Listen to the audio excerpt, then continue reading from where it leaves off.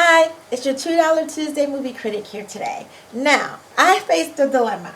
I have to get some steps in today because I am in a step contest. When I say step contest, it's not the stepping, no. It is stepping, speed walking stepping. But I still wanted to get my reviews in for the Oscar nominations because I have watched a lot of movies and I wanted to make my thoughts known just like everybody else, you know?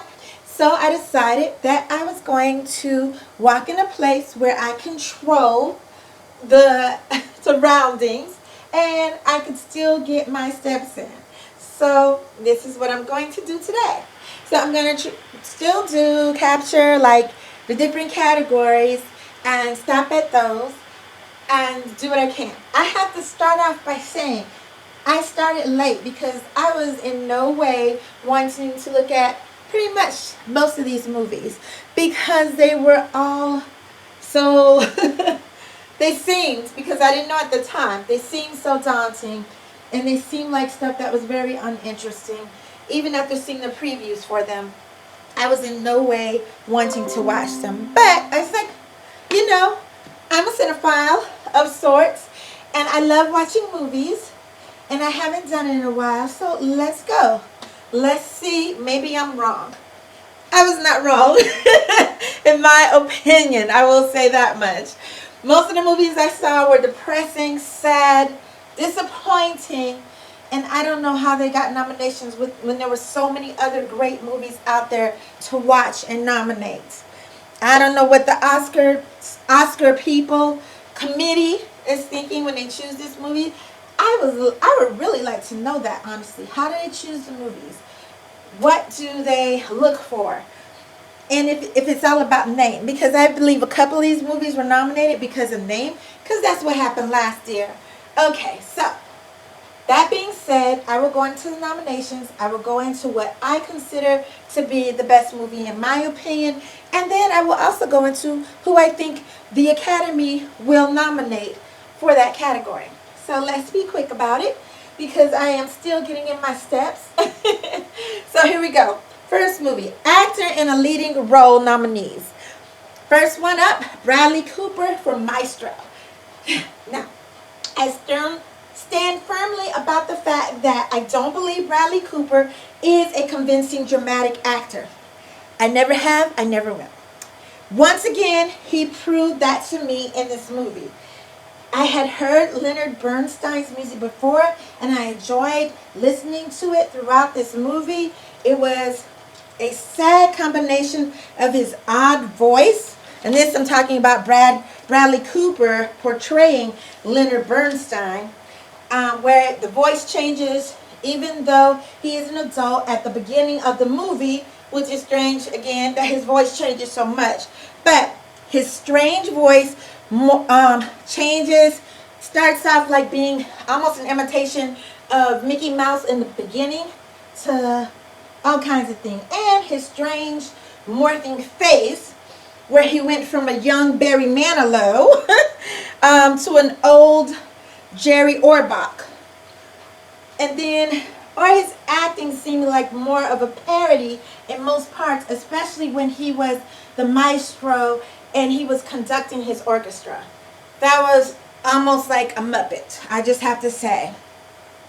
No, I did not like Bradley Cooper for this role, but one of the things that this movie has going for it that most of the others don't is it has a lot of big names. Bradley Cooper actually being the smallest of those names because it has Brad Pitt behind it, it has Steven Spielberg behind it. I want to say another big name was maybe James Cameron. I forgot. But when I saw how many big names were behind him, I'm like, yeah, that's why this movie got nominated. But why? And Bradley Cooper was one of the executive producers, so that's probably why he's in the lead role. So, that's not being said. Okay. Now, the other nominee is Colman Domingo for Rustin. Okay. I believe Colman Domingo was Rustin mainly because I had never heard of Rustin. I didn't know who Rustin was. So, like I said, I had never heard of Bayard Rustin before. I watched this movie. He is definitely a force from the very beginning. He is the perfect leading man. He is the heart, the soul, the beauty, and the ugliness of this movie. To me, he should win this category. Okay? And I do. I believe he should win this category. He was great, honestly. But let's go to the others. Paul Giamatti in The Holdovers.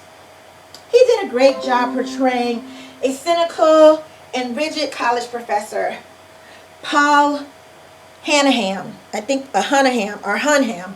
I don't know how you, but it was basically, yeah, the pretty much stereotypical old professor that's been there way too long. He was so funny and at sometimes quite angry. He definitely convinced me.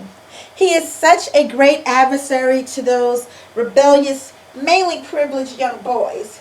He has also convinced himself he is teaching them to be better human beings. However, as the years pass, he realized he's failing in that effort. This seems to make him even more cynical and mean. While this would not be an Oscar-worthy performance, in my opinion, it is definitely entertaining and memorable. I mean, he's a stereotypical angry professor teaching privileged kids, whom which he's never been privileged. He's always had to work hard for everything, which you learn in the movie. But he does, in a way, soften as the movie moves forward, but it's all stereotypical stuff. Nothing new under the sun. So no, not the Oscar-worthy performance. Okay, so let's go to our next person. Cillian Murphy in Oppenheimer. Of course, Mr. Murphy plays the title role. He did an excellent job of playing the title character. I have no idea of what the real Oppenheimer looks like or sounds like, so I can say that, yeah, I believed he was Oppenheimer.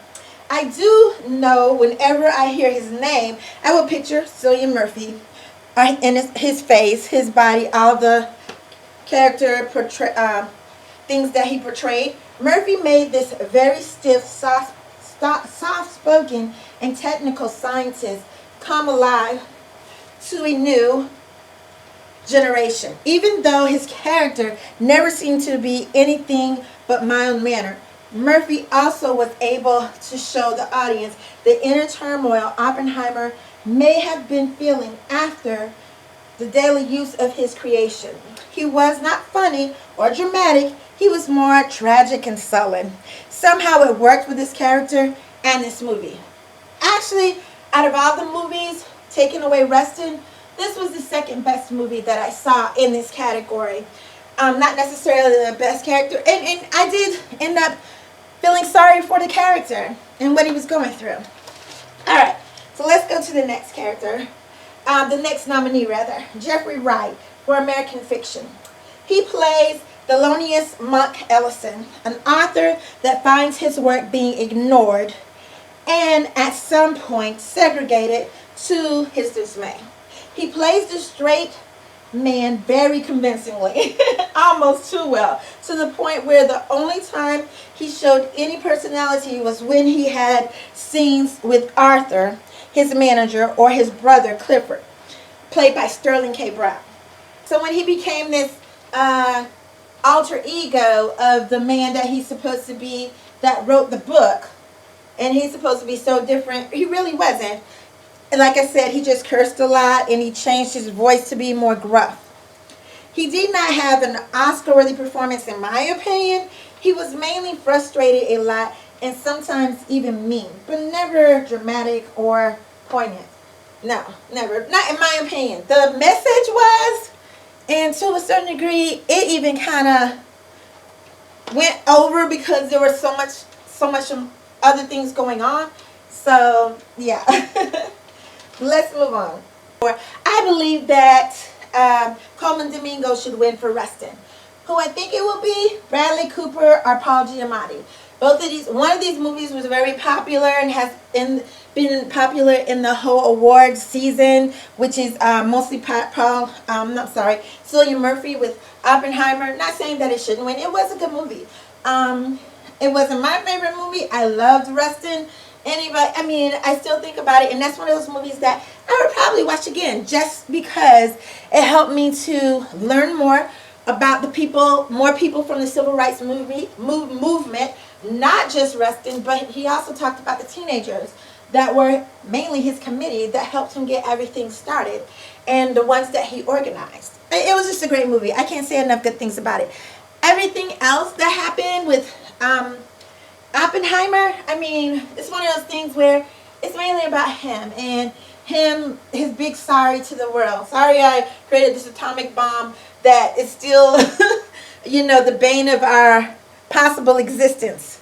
So, yeah. And then the other movies were just not there. The movies, the acting was great with all the people. There's no doubt they can act. It was just the roles that were not so great. And the movies themselves, like the whole holdovers, that was actually, I said Oppenheimer, but I meant the whole holdovers.